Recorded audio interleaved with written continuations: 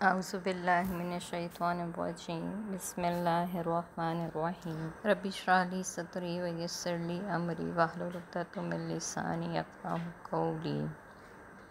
سورہ البقرہ آیت نمبر 97۔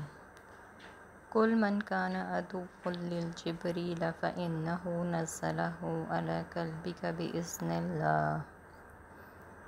آپ ان یہود سے کہہ دیجئے کہ جو شخص جبرائیل کا دشمن ہے اسے معلوم ہونا چاہیے کہ جبرائیل ہی نے تو اس قرآن کو اللہ کے حکم سے آپ کے دل پر اتارا ہے، جو اپنے سے پہلی کتابوں کی تصدیق کرتا ہے اور اس میں مومنوں کے لیے ہدایت اور کامیابی کی خوشخبری ہے۔ یہودی یہ سمجھتے تھے کہ جبرائیل ہمارا دشمن ہے۔ وہ کہتے تھے یہی وہ فرشتہ ہے جو کئی بار ہم پر عذاب اور ہمارے دشمنوں کو ہم پر غالب کرتا رہا ہے۔ چنانچہ عبداللہ بن سلام نے جب مدینہ میں آپ صلی اللہ علیہ وسلم کی تشریف لانے کی خبر سنی تو اس وقت وہ باغ میں میوے چن رہے تھے۔ اسی وقت آپ صلی اللہ علیہ وسلم کے پاس آئے اور کہا، میں آپ سے 3 باتیں پوچھنا چاہتا ہوں جنہیں پیغمبر کے سوا کوئی نہیں بتا سکتا۔ آپ بتائیے کہ قیامت کی پہلی نشانی کیا ہے، اور جنتی لوگ جنت میں جا کے سب سے پہلے کیا کھائیں گے، اور بچہ اپنے ماں باپ سے صورت میں کیوں ملتا جلتا ہے۔ آپ صلی اللہ علیہ وسلم نے فرمایا، ابھی جبرائیل نے مجھے یہ باتیں بتائی ہیں۔ عبدالسلام نے کہا، جبرائیل نے؟ آپ صلی اللہ علیہ وسلم نے فرمایا، ہاں۔ عبداللہ بن سلام نے کہا، سارے فرشتوں میں سے وہی تو یہودیوں کا دشمن ہے۔ اس وقت آپ نے یہ آیت پڑھی، من کان عدوا لجبریل، یعنی جب جبرائیل ہی نے یہ قرآن اتارا ہے جو تمہاری کتاب تورات کی تصدیق کرتا ہے، تو پھر جبرائیل سے دشمنی رکھنے کا کیا معنی ہے؟ من کان عدوا للہ وملائکتہ ورسلہ وجبریل ومیکال فإن اللہ عدو للکافرین۔ جو شخص اللہ کا، اس کے فرشتوں کا، اس کے رسولوں کا، جبرائیل کا اور میکائیل کا دشمن ہو تو بلا شبہ اللہ تعالیٰ خود ایسے کافروں کا دشمن ہے۔ وجہ یہ ہے کہ فرشتے تو اللہ کے حکم کے بغیر کوئی کام کر ہی نہیں سکتے، اور جو فرشتوں کا دشمن ہے وہ دراصل اللہ کا دشمن اور کافر ہے، اور اللہ خود فرشتوں سے دشمنی رکھنے والے کافروں کا دشمن ہے۔ وَلَقَدْ أَنزَلْنَا إِلَيْكَ آيَاتٍ بَيِّنَاتٍ، ہم نے آپ کی طرف نہایت واضح آیات نازل کی ہیں جن کا بد کرداروں کے سوا کوئی بھی انکار نہیں کرتا۔ أَوَكُلَّمَا عَاهَدُوا عَهْدًا نَبَذَهُ فَرِيقٌ مِّنْهُمْ، کیا ہمیشہ ایسا ہی نہیں ہوا کہ جب بھی ان یہود نے کوئی عہد کیا تو انہی کے ایک گروہ نے اسے پس پشت ڈال دیا، بلکہ حقیقت یہ ہے کہ ان میں سے اکثر اس پر ایمان ہی نہیں لاتے۔ وَلَمَّا جَاءَهُمْ رَسُولٌ مِّنْ عِندِ اللَّهِ مُصَدِّقٌ لِّمَا مَعَهُمْ نَبَذَ فَرِيقٌ مِّنَ الَّذِينَ أُوتُوا الْكِتَابَ، اور جب بھی ان کے پاس اللہ کی طرف سے کوئی ایسا رسول آیا جو ان کے پاس موجودہ کتاب کی تصدیق بھی کرتا تھا تو انہی اہل کتاب کے ایک گروہ نے اللہ کی کتاب کو یوں اپنے پس پشت ڈال دیا جیسے وہ اسے جانتے ہی نہیں۔ یہاں دوبارہ یہودیوں کے اس کردار پر گرفت کی گئی ہے کہ تورات میں نشانیوں کے مطابق یہود نے آخری نبی صلی اللہ علیہ وسلم کو پوری طرح پہچان تو لیا، مگر ایمان لانے سے انکار کرنے کے بعد انہوں نے اس کتاب کے ان حصوں کو یوں فراموش کر دیا جیسے وہ انہیں کبھی جانتے ہی نہ تھے۔ وَاتَّبَعُوا مَا تَتْلُو الشَّيَاطِينُ عَلَىٰ مُلْكِ سُلَيْمَانَ، اور یہ یہود تورات کے بجائے ان جنتروں منتروں کے پیچھے لگ گئے جو سیدنا سلیمان علیہ السلام کے دور حکومت میں شیاطین پڑھا کرتے تھے۔ سیدنا سلیمان نے ایسا کفر کبھی نہیں کیا، بلکہ کفر تو وہ شیطان لوگ کرتے تھے جو لوگوں کو جادو سکھاتے تھے۔ نیز یہ یہود اس چیز کے پیچھے بھی لگ گئے جو بابل میں ہاروت اور ماروت 2 فرشتوں پر اتاری گئی تھی۔ یہ فرشتے کسی کو کچھ نہ سکھاتے تھے جب تک یہ نہ کہہ لیتے کہ ہم تو تمہارے لیے آزمائش ہیں، سو تو کافر نہ بن۔ پھر بھی یہ لوگ ان سے ایسی باتیں سیکھتے جن سے وہ مرد اور اس کی بیوی کے درمیان جدائی ڈال سکیں، حالانکہ وہ اللہ کے حکم کے بغیر کسی کو بھی نقصان نہ پہنچا سکتے تھے۔ اور باتیں بھی ایسی سیکھتے جو انہیں دکھ ہی دیں، فائدہ نہ دیں۔ اور وہ یہ بات بھی خوب جانتے تھے کہ جو ایسی باتوں کا خریدار بنا اس کا آخرت میں کوئی حصہ نہیں۔ کتنی بری چیز تھی جسے انہوں نے اپنی جانوں کے عوض خریدا، کاش وہ اس بات کو جانتے ہوتے۔ اس آیت میں یہود کے ایک اور مکروہ کردار کو واضح کیا گیا ہے۔ یہود پر جب اخلاقی زوال کا دور آیا تو انہوں نے تورات اور اس کے احکام کو پس پشت ڈال دیا اور جادو ٹونے، طلسمات، عملیات اور تعویذ گنڈوں کے پیچھے پڑ گئے اور ایسی تدبیریں ڈھونڈنے لگے جن سے مشقت اور جدوجہد کے بغیر محض پھونکنے اور منتروں سے سارا کام بن جایا کرے۔ چنانچہ وہ جادو وغیرہ سیکھنے اور سکھانے میں مشغول ہو گئے۔ یہ سیدنا سلیمان علیہ السلام کے عہد حکومت کی بات ہے۔ انہیں جب یہود کے اس رجحان کا علم ہوا تو انہوں نے ایسے ساحروں سے ان کی سب کتابیں چھین کر داخل دفتر کر دیں۔ اب سلیمان علیہ السلام کو جو معجزات عطا ہوئے تھے وہ حکمت الہی کے مطابق ایسے عطا ہوئے جو جادو اور جادوگروں کی دسترس سے باہر تھے۔ جیسے اللہ تعالیٰ نے تمام سرکش جنوں کو آپ کے لیے مسخر کر دیا تھا اور سلیمان علیہ السلام ان جنوں سے سخت مشقت کا کام لیتے تھے۔ ہوائیں آپ کے لیے مسخر تھیں جو آن کی آن میں آپ کے تخت مہینوں کی مسافت پر پہنچا دیتی تھیں۔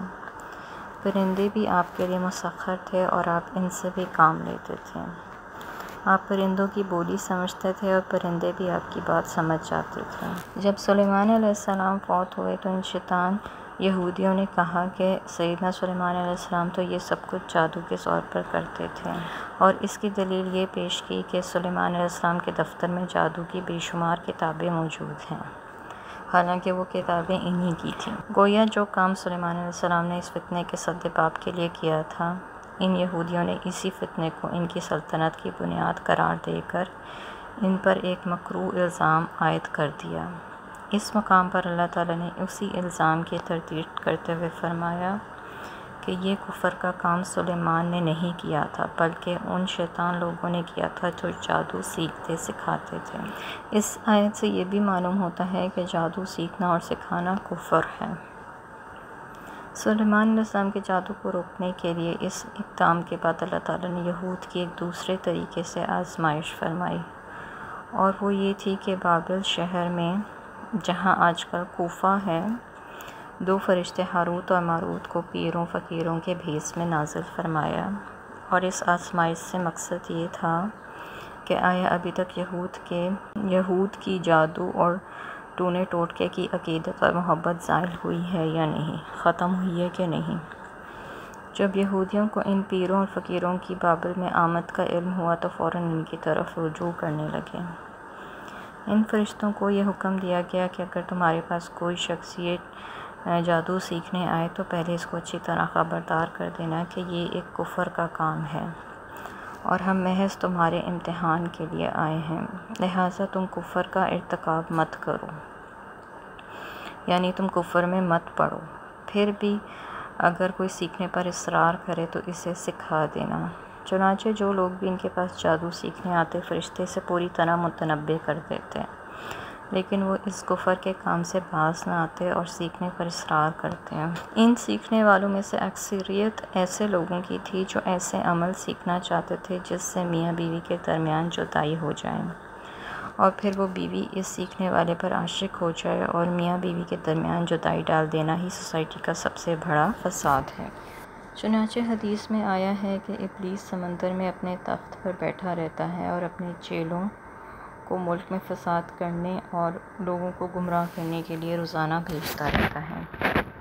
شام کو یہ سب اکٹھے ہو کر ابلیس کے حضور اپنے اپنے کارنامے بیان کرتے ہیں۔ کوئی کہتا ہے کہ میں نے فلاں فتنہ کھڑا کیا، کوئی کہتا ہے میں نے فلاں شر پسندی کی، مگر ابلیس انہیں کچھ اہمیت نہیں دیتا اور کہتا ہے تو نے کچھ نہیں کیا۔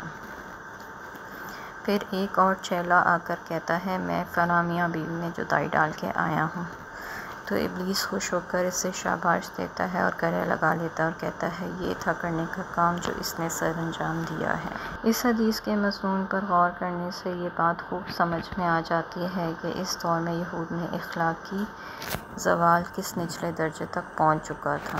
وہ میاں بیوی کے درمیان جدائی ڈالنے کا عمل ہی نہیں سیکھتے تھے جس سے ان کی ذات کو کچھ فائدہ نہ تھا، بلکہ اس کے آگے ایسے عمل اور جادو بھی سیکھتے تھے جس سے وہ جدا شدہ بیوی اس منتر کروانے والے پر عاشق ہو جائے۔ پہلی بات تو یہ کہ جادو کیوں کفر ہے۔ جادو سے عموماً لوگوں کو نقصان پہنچانا ہی مقصود ہوتا ہے، کسی کے بھلے کے لیے کبھی کوئی جادو نہیں کرتا اور نہ ہی کوئی کرواتا ہے۔ اس سے یہ بھی معلوم ہوتا ہے کہ جن لوگوں کو نقصان پہنچتا ہے وہ جادو کرنے والے اور کروانے والے دونوں کے دشمن بن جاتے ہیں، اور بہت لوگ اسی وجہ سے جادوگروں کے دشمن ہوتے ہیں، اور جادوگر خود بھی ہمیشہ نامراد رہتا ہے۔ جیسے کہ اللہ تعالیٰ نے ایک دوسرے مقام پر سورہ طٰہٰ میں فرمایا ہے وَلَا يُفْلِحُ السَّاحِرُ حَيْثُ أَتَىٰ۔ دوسری بات یہ ضروری نہیں کہ جادو وغیرہ کا اثر ضرور ہو، اللہ تعالیٰ کی مشیت میں ہوگا تو اثر ہوگا ورنہ نہیں ہوتا۔ تیسری بات یہ کہ یہود کو پوری طرح علم تھا کہ یہ کفر کا کام ہے اور آخرت میں انہیں اس کی سزا مل کر رہے گی۔ وَلَوْ أَنَّهُمْ آمَنُوا وَاتَّقُوا لَمَثُوبَةٌ مِّنْ عِندِ اللَّهِ خَيْرٌ لَوْ كَانُوا يَعْلَمُونَ۔ اور اگر یہ لوگ ایمان لاتے اور تقوی اختیار کرتے تو اللہ کے ہاں انہیں جو ثواب ملتا وہ بہت بہتر تھا، کاش وہ جانتے ہوتے۔ اس سے معلوم ہوا کہ اگر کوئی عالم اپنے علم کے خلاف گناہ کا کام کرتا ہے تو وہ در حقیقت عالم نہیں بلکہ جاہل ہے، لہٰذا وہ عالم کہلانے کا مستحق نہیں۔ یا ایھا الذین آمنوا لا تقولوا رائنا وقولوا انظرنا واسمعوا وللکافرین عذاب علیم۔ اے ایمان لانے والوں، رائنا نہ کہا کرو بلکہ اس کے بجائے انظرنا کہہ لیا کرو، اور بات کو پہلے ہی توجہ سے سنا کرو، اور کافروں کے لیے دکھ دینے والا عذاب ہے۔ یہود جب کبھی آپ کی مجلس میں بیٹھتے اور آپ کے ارشادات سنتے اور کسی بات کو دوبارہ سننے یا سمجھنے کی ضرورت پیش آتی تو رائنا کہنے کے بجائے زبان کو مروڑ دے کر رائنا کہا کرتے تھے۔ رائنا کا مطلب ہے ہماری طرف توجہ کیجیے، یعنی بات ذرا دہرا دیجیے، اور رائنا کا مطلب ہے ہمارا چرواہا۔ اللہ تعالیٰ نے مسلمانوں کو یہود کی شرارت پر مطلع کرتے ہوئے فرمایا کہ تم رائنا کہنا چھوڑ دو بلکہ اس کے بجائے انظرنا کہہ لیا کرو۔ اس کا معنی بھی وہی ہے جو رائنا کا ہے۔ اگر بات کو پہلے ہی توجہ سے سن لیا کرو کہ انظرنا بھی کہنے کی ضرورت ہی پیش نہ آئے تو یہ زیادہ مناسب ہے، اور یہ شرارتی یہود تو ہیں ہی کافر جو یقیناً دردناک عذاب کے مستحق ہیں۔ ما يود الذين كفروا من أهل الكتاب ولا المشركين أن ينزل عليكم من خير من ربكم والله يختص برحمته من يشاء والله ذو الفضل العظيم۔ جو لوگ کافر ہیں، خواہ وہ اہل کتاب سے ہوں یا مشرکین سے، ان میں سے کوئی بھی یہ نہیں چاہتا کہ تم پر تمہارے پروردگار کی طرف سے کوئی بھلائی نازل ہو، اور اللہ تو جسے چاہتا ہے اپنی رحمت سے خاص کر لیتا ہے، اور بڑے ہی فضل کرنے والا ہے۔ یہودیوں کو اصل تکلیف تو یہ تھی کہ نبی صلی اللہ علیہ وسلم ان میں کیوں مبعوث نہیں ہوئے۔ آپ صلی اللہ علیہ وسلم اولاد اسماعیل سے اور ایسی قوم میں پیدا ہوئے جنہیں یہود اپنے سے بہت کمتر اور حقیر سمجھتے تھے، اور مشرکوں کو یہ تکلیف تھی کہ آپ خالصتاً ایک اللہ کی عبادت کی دعوت دیتے تھے جس کی زد ان پر، ان کے معبودوں پر، ان کے آباء و اجداد پر اور ان کی چودراہٹ پر پڑتی تھی، لہٰذا یہود اور مشرکین دونوں ہی پیغمبر اسلام اور مسلمانوں کے شدید دشمن تھے۔ وہ مسلمانوں کے لیے کوئی بھلائی کی بات کیسے گوارا کر سکتے تھے؟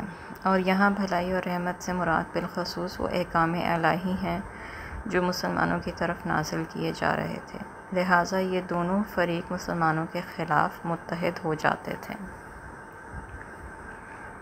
وآخر دعوانا ان الحمد للہ رب العالمین۔ سبحانک اللہم وبحمدک استغفرک واتوب الیک۔